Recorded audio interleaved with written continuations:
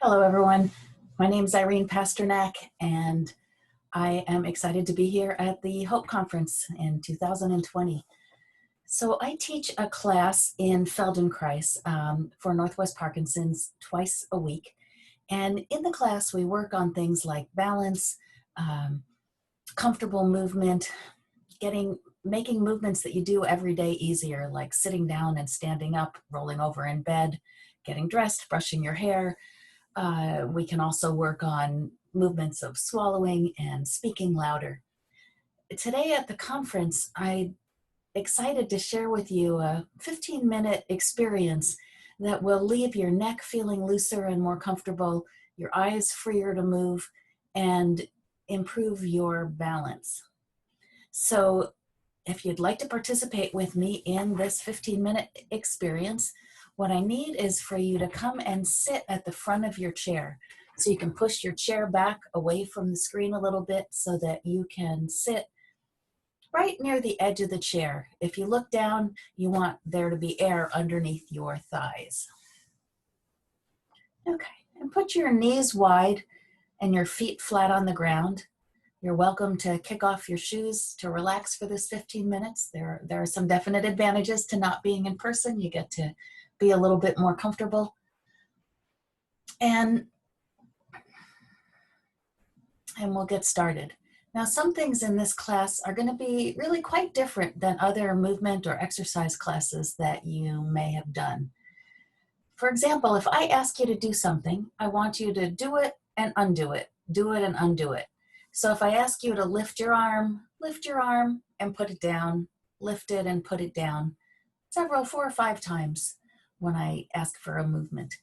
And what we're going to be focused on is looking for the ease and the pleasure of the movement.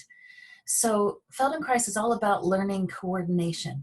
And the more you get your brain and your body coordinated, the less work you have to do things. So I think of it as the lazy person's exercise, or how to get the most done with the least amount of energy, because that leaves you more energy to do the other things you want.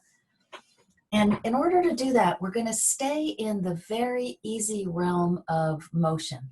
So unlike a yoga class or a stretching class where you go to the end of the movement and you push it, or a strength class where you're trying to break down muscle fibers so that they rebuild, here we're going to play with how we aim the movement and the sensation. Let's give this a little try. So lift your arm and just lift it slowly. And as you lift it slowly, look for the sensation of I'm moving it in air, and then it begins to feel a little like more molasses perhaps, or it just gets a little harder. So try that again. Go slowly up, feeling where is the movement easy, and then where does it just get harder? All right, found that? So now try it again, and this time see if you can stop an inch before it gets harder. So just when you're beginning to sense something about the quality is changing. Good. Because in this class, we're going to practice finding the easy, finding how to move without getting into that realm where it's hard work. So that if you can sense where it's getting hard, you have the skill you need to do this class. All right. So the movement that we're going to play with today is looking over your shoulder. And I'd like you to look over one shoulder and notice how far can you see, and look over the shoulder, come back to the middle to look over the shoulder, come back. And the next time you look over the shoulder, look toward the side. Where in your body tells you, oh, I'm getting close to that place that I don't want to go any further. But if I went further, it would be stretching or pushing. And try it again and stop just before you get to that thick place. So for some people, it may be their neck. For some people, it may be their eyes. It may be some other sensation in your shoulder that says, don't go any further. So stop before you get to that place and come back. Good. And now check out the other shoulder. Is the other shoulder easier or harder to look over? So you turn your head and your eyes and look over that shoulder and see where's the break on this shoulder. What part of you tells you don't go any further? Okay. So we're going to work with your easier side first, because it's always easier for us to learn on our easy side. So on your easy side, turn your head again to the side and look in your room. What do you see? Make a tick mark on the wall with your imagination to go, that's how far I'm seeing at the beginning. And then take your hands and put them on your cheeks with the palms, the heel of the palms touching under your chin. And if you can, put your elbows together. And then in this position, your elbows can press gently against your chest and begin to turn your shoulders, your head, your arms, turn everything to that easier side. And do it and undo it. So many times your arms are connected to your chest and you're turning everything.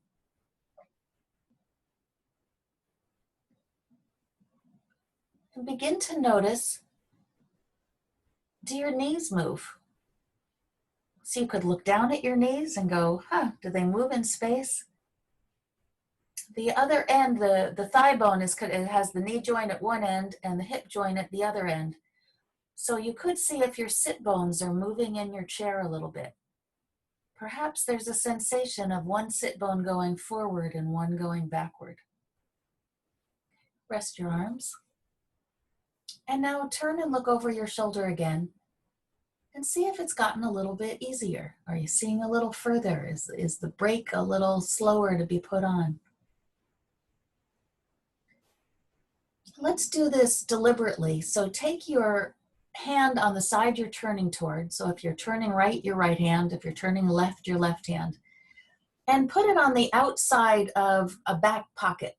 If you had a back pocket on the pants you're wearing, you put your hand on it. And then slide your hand under your bottom and find a big bone that you sit on there. The bottom of your pelvis, I call them the sit bones. It's not a unique bone. It's part of the pelvis. If you look at my little skeleton here, your pelvis starts up here and it goes down, your hip joint goes into it. And then right at the bottom in the back, this piece hangs down and it's got a curve on the back and then a flat part as it goes up forward towards your pubic bone. With your hand under there, wiggle around on it and see if you can find that round spot. And if you tip yourself a little bit forward, you'll feel the flatter spot that goes forward. And if you go backwards a little, you'll find that round spot. So this hand is under the sit bone on the side that we're turning toward. With your fingers under there, pull it backwards a little. And then turn and look over your shoulder. You can take your hand out, but turn and look over your shoulder with that sit bone back and see if that allows you to turn a little bit further.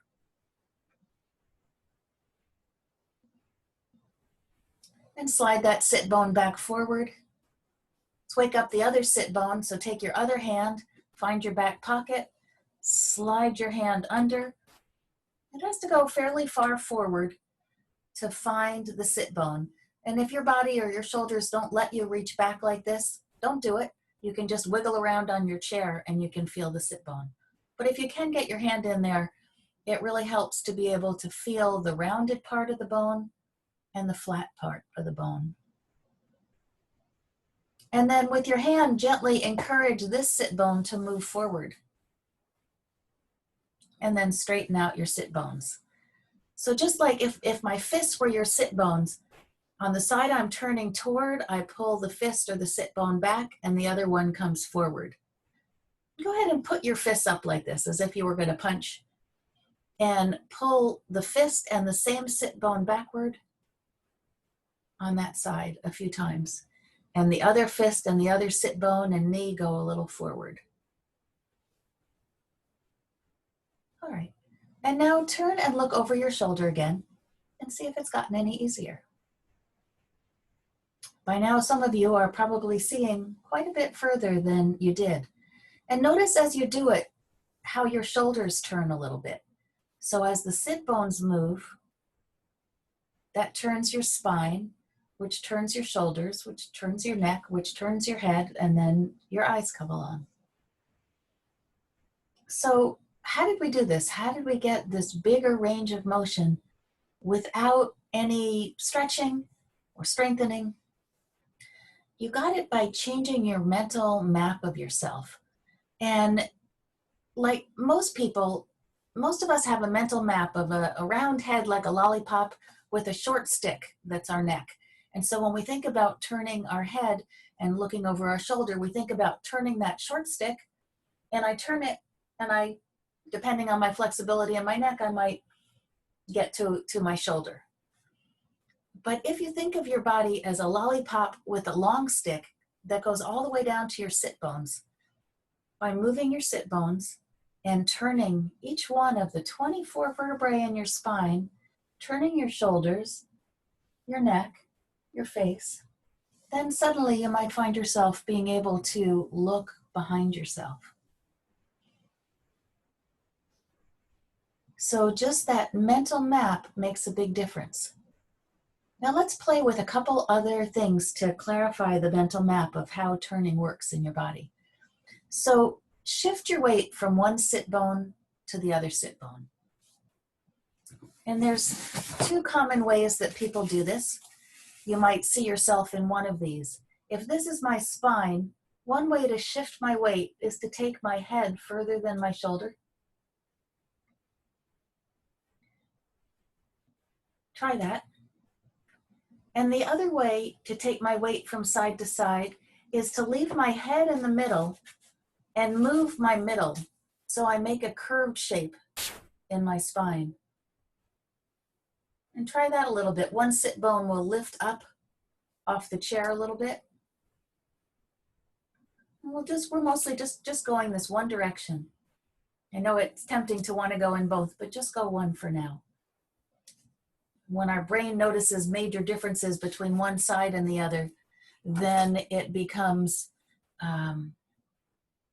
easier for it to find the ease again.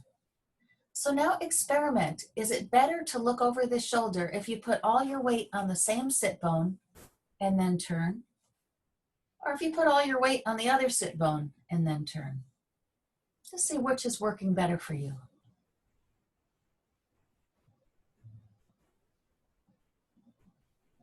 Okay.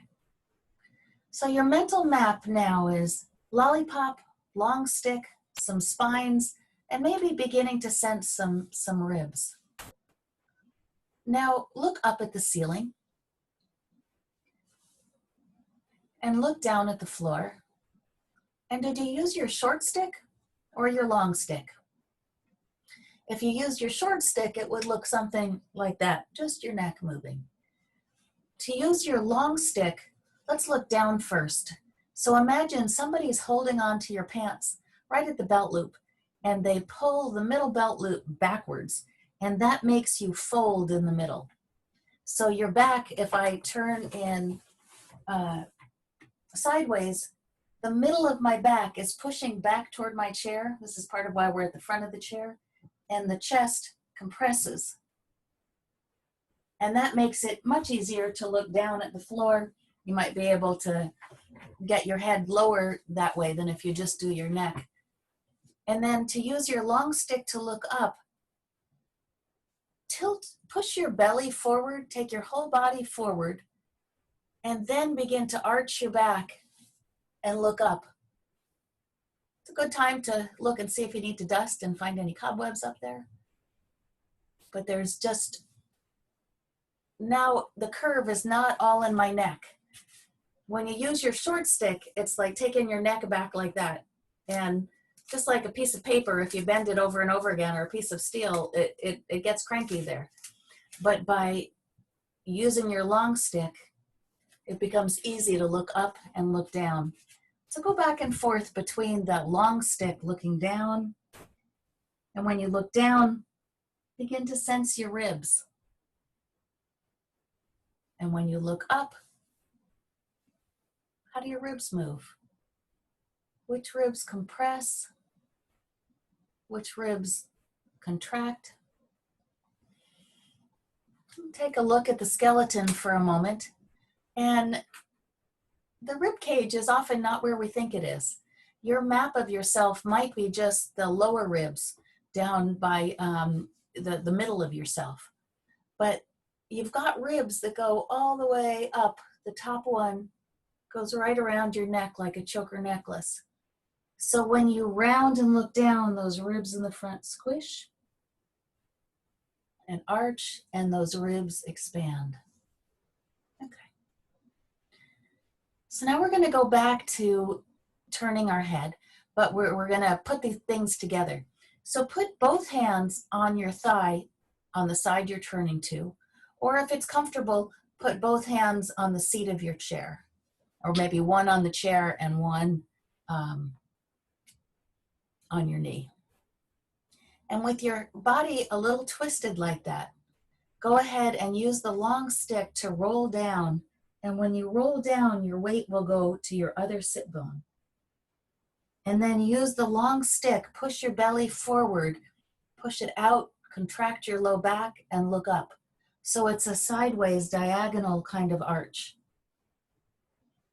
and round. And your weight will go between one side of you and the other side. Do that a few times. And come back, and now turn around yourself again and see if it got even easier. Because now your mental map has a lollipop, a long stick, and some ribs on the side of you that can expand as you turn, and some sit bones that you can be clear which sit bone you have your weight on as you turn. And pause for a moment. Now let's do just a few more movements. Go ahead and turn that way again. So you could turn that way by sliding one sit bone back, one forward, turning all 24 vertebrae. You might only be able to sense a few of them in there, but just imagine that they're like spools of thread on top of each other, and you're just turning each one a little bit. And stay turned to that side. And while you're turned, take your eyeballs and look to the right and to the left, back and forth a few times. Your tongue might go along with your eyes. It's okay. If your jaw is clenched, relax your jaw as you do this. See if that makes the eyes go easier. Good. Come back to the front. Stay looking forward and leave your head and your eyes behind, but turn your sit bones, your spine, and your shoulder. It sometimes takes a moment to find this. Our head really wants to go along with the body. Okay, come back to the front. And go ahead and turn and look over your shoulder and see if it is getting better. And here's where I really wish I was in person with you, because it's just so visible. I did this at One Hope Conference, and we had 700 people in the room, all sitting at big tables, and looking around, everybody was able to move their heads and turn and see much further. And it's exciting seeing other people being able to do it, as well as feeling it in yourself. All right, just close your eyes now for a moment as you sit there.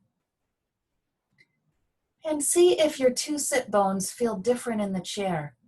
If one side feels clearer or flatter.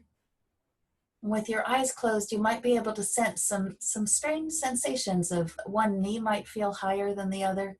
One foot might feel different on the floor.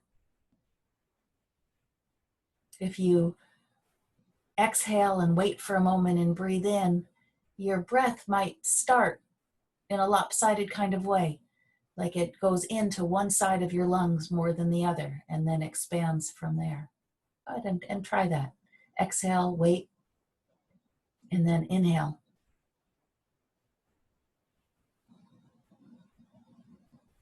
And go ahead and stand up for a moment, if standing is comfortable for you. Otherwise, it's fine to stay in the chair. But as you're standing up, see if you feel more secure on one foot. And whichever foot you feel more secure, to try a little turn in that direction in standing. Just see what it's like to turn and look around yourself. on the side you've been working on improving. There's something about that turning our belly and our chest toward our leg that makes standing on one foot more secure.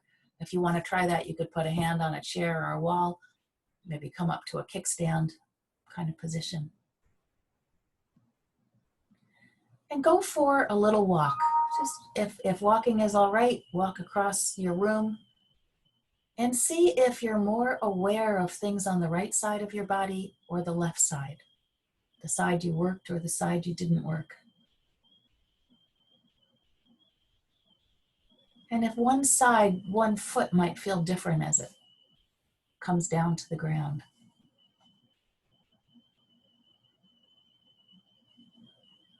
Okay, good. Come on back to your chair. And by now you're probably itching to even yourself out. Yeah, it's a strange feeling lopsided, but that lopsidedness is what gets your brain so that it actually learns a new movement pattern because it gets excited about the difference. So let's just first see what it's like on the harder side now that you have this new map of a lollipop and a long stick, your sit bones, maybe even your feet can help. So turn the other way. You could start with the sit bones, your spine, and see if this side is already a whole bunch better than it was before. If you're now seeing better than your good side, your easier side did at the beginning. And try that a few times. See if there's a way that your feet can help you turn. If one foot pushing or pulling or rolling out or rolling in, or just do your feet do something as you turn and look over the second side.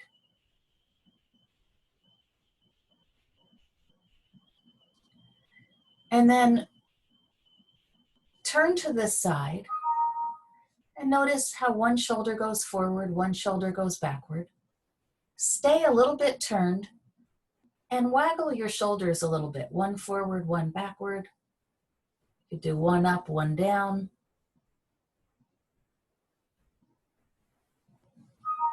Come back to the front.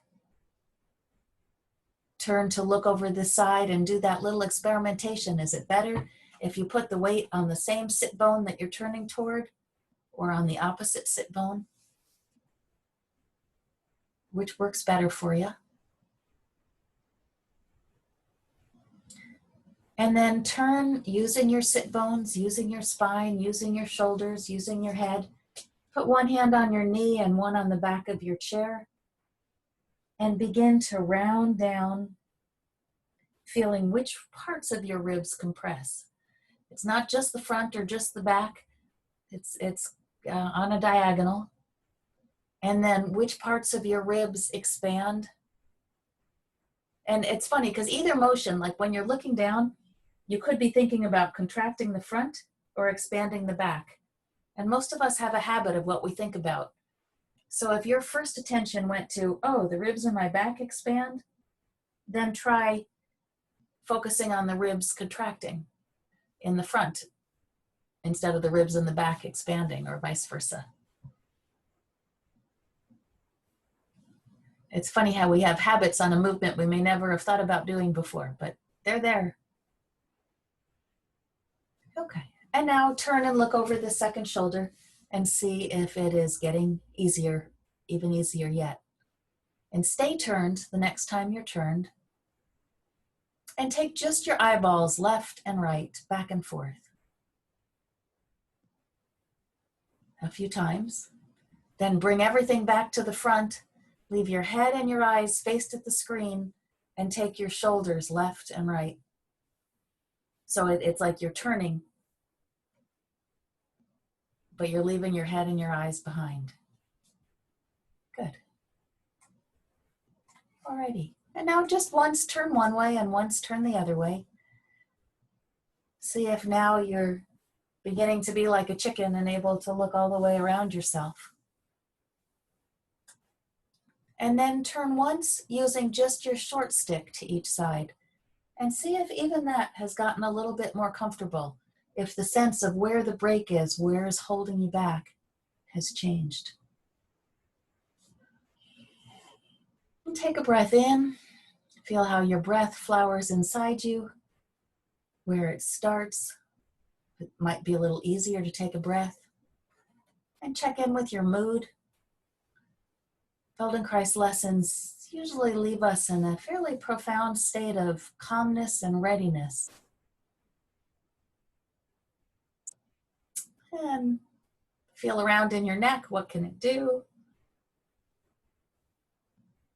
So if you like this feeling of ease, you like this feeling of, wow, learning how to move doesn't require lots of practice stretching or repetitive exercise, just playing and experimenting with some different ways, changing our mental map of ourselves, then I invite you to come join us.